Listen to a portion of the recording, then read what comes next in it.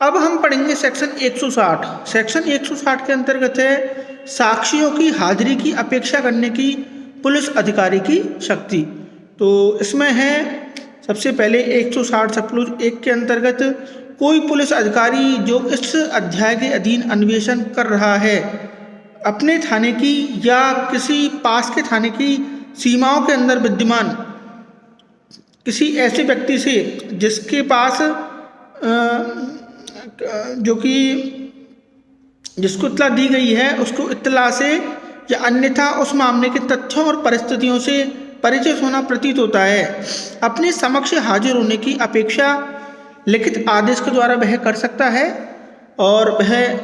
व्यक्ति अपेक्षा के अनुसार वह जिस प्रकार से उसको हाजिर होने की बात की गई है उस प्रकार से वह हाजिर होगा। परंतु किसी पुरुष से जो 15 वर्ष से कम आयु का या 65 वर्ष से अधिक आयु का या किसी स्त्री से या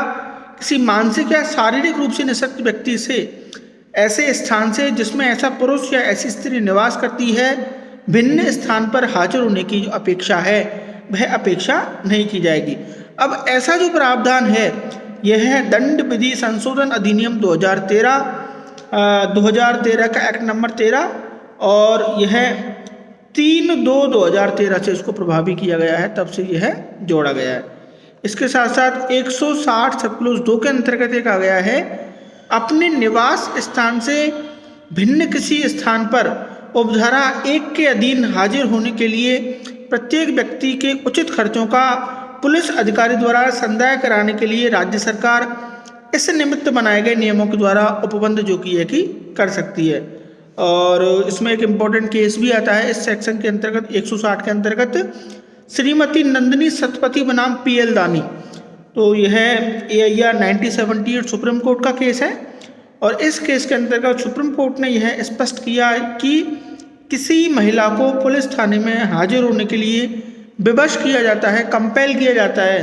तो इससे धारा 160 सब 1 के जो उपबंध हैं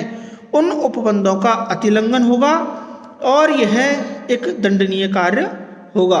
तो इस प्रकार से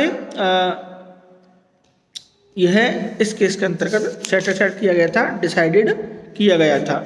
और अब हम पढ़ेंगे सेक्शन 161। जनरली कहते हैं पुलिस अधिकारी के द्वारा जो साक्षी हैं उन साक्षियों की परीक्षा सेक्शन 161 के अंतर्गत जो की जाती है। तो सेक्शन 161 के अंतर्गत है कोई पुलिस अधिकारी जो इस अध्याय के अधीन अन्वेषण कर रहा है या ऐसे अधिकारी की अपेक्षा पर कार्य करने वाला कोई पुलिस अधिकारी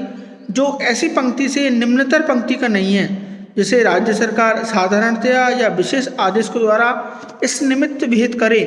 मामले के तथ्यों और परिस्थितियों से परिचित समझे जाने वाले व्यक्तियों की मौखिक जो परीक्षा है ओरल जो उनकी एग्जाम है वो कर सकता है। ऐसा व्यक्ति उन प्रश्नों के सिवाय जिनमें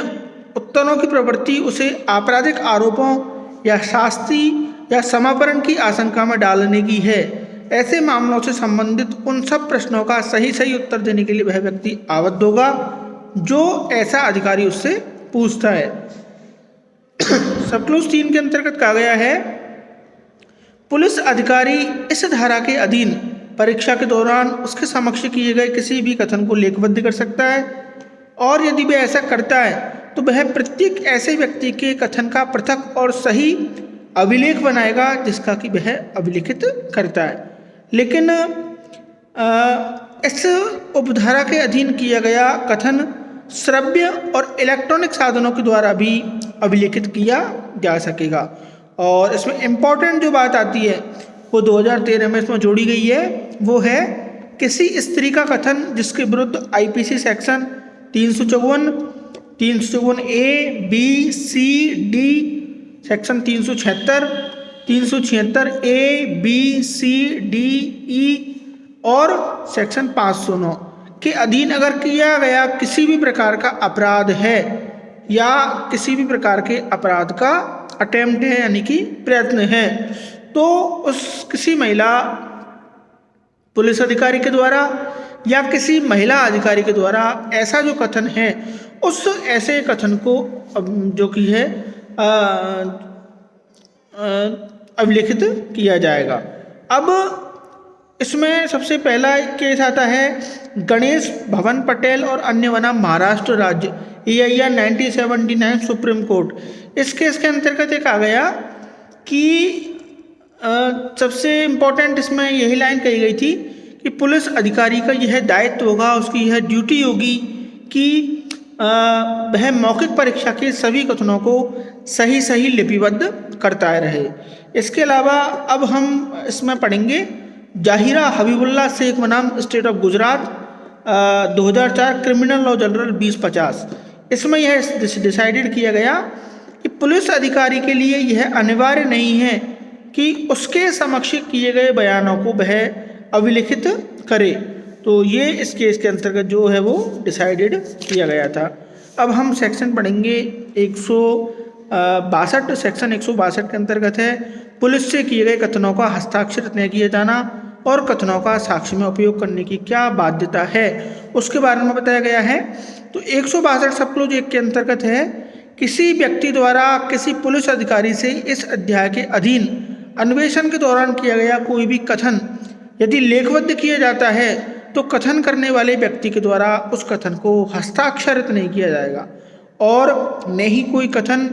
या उसका कोई अभिलेख, चाहे वह पुलिस डायरी में हो या नहीं हो, नहीं ऐसे कथन या अभिलेख का कोई भी भाग ऐसे किसी अपराध की जो ऐसा कथन किए जाने के समय अन्वेषणाधीन था, किसी जांच के या विचारण के या इसमें पश्चात उपबंधों के लिए प्रयोग में लाया जाएगा। तो ये सबसे इम्पोर्टेंट बात इसमें कही गई है। लेकिन यहाँ पर इस धारा का कुछ हम अपवाद के रूप में भी प्रयोग करते हैं, जो हम सेक्शन 145 के अंतर्गत किसी चीज़ का खंडन करने के लिए जब प्रयोग में लाते हैं तो हम इस प्रकार का प्रयोग करते हैं। तो इसमें यह कहा गया है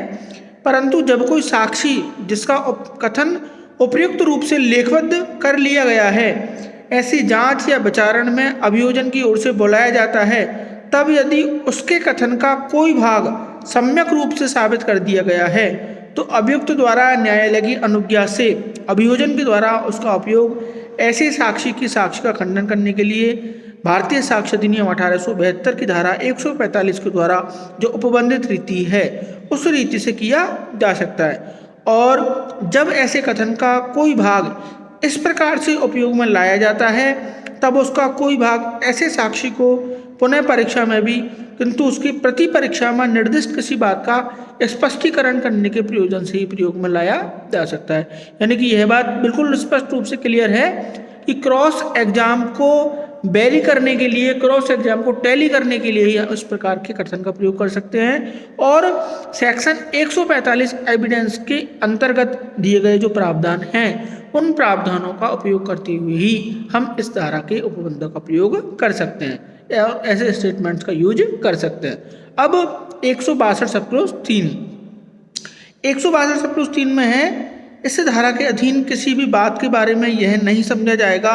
कि वह भारतीय साक्ष्य अधिनियम 1872 की धारा 32 के खंड 1 के उपबंधों को अंदर आने वाले किसी भी कथन को लागू होती है या उस अधिनियम की धारा 27 के उपबंधों पर प्रभाव डालती है। तो सेक्शन 32 एविडेंस का है डाइंग डिक्लेरेशन, मृत्युकालिक कथन, और सेक्शन 27 है रिकवरी ऑफ द फैक्ट्स, यानी कि जब किसी मामले में तथ्यों को रिकवर होना होता है, साक्षी की सूचना पर किसी प्रकार की कोई वस्तु बरामदगी होती है तो हम सेक्शन 27 का प्रयोग करते हैं। तो उस सेक्शन के उपबंधों पर यह सेक्शन 162 के जो उपबंध हैं वो ओवरलैप नहीं करेंगे, अर्थात अधिप्रभावी नहीं होंगे। स्पष्टीकरण में दे रखा है कि उपधारा 1 में निर्दिष्ट कथन में किसी तथ्य या परिस्थिति के कथन का लोप खंडन हो सकता है यदि वह उस संदर्भ को ध्यान में रखते हुए जिसमें ऐसा लोप किया गया है महत्वपूर्ण और अन्यथा संगत प्रतीत होता है और कोई लोप किसी विशिष्ट संदर्भों में खंडन है या नहीं है, यह तथ्य का प्रश्न होगा। तो यहाँ पे ये भी स्पष्ट किया गया है कि इस प्रकार का ओमिशन फैक्ट के अंतर्गत जो कि आएगा। तो आज की कक्षा में हमने सेक्शन 162 तक हमने जो कि स्टडी किया। आगे की हमारी जो नेक्स्ट कक्षा होगी उस नेक्स्ट कक्षा से हम सेक्शन 163 से आगे हम अपनी जो CRPC की जो क्लास है उसको हम इसमें पढ़ेंगे। तो इसमें आपको एक केस भी बता देता हूँ कि निम्नलिखित मामले हैं, उन निम्नलिखित मामलों में जो लोप है उस लोप को खंडन के बराबर जो कि माना गया है। जैसे इसमें इम्पोर्टेंट केस आपका है भगवान केरसनी बनाम राज्य AIR 1985 क्रिमिनल लॉ जनरल। तो इसमें यह बताया गया था, यह पहले यह नहीं बताया गया हो कि मृतक की चीख सुन करके साक्षी का ध्यान उधर गया, परंतु इस तथ्य को न्यायालय में बताया गया हो, तो इस प्रकार से हम खंडन कर सकते हैं।